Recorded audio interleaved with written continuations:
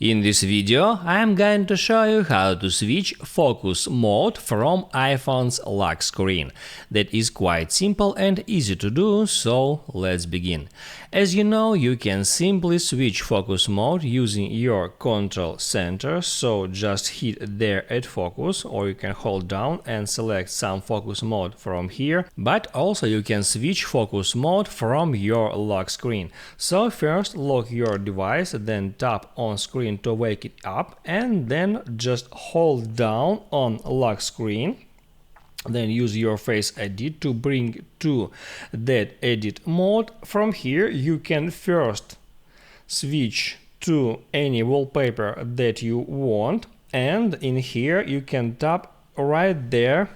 It will say focus, and then select focus mode that you want to use, like do not disturb, and then just tap somewhere at screen.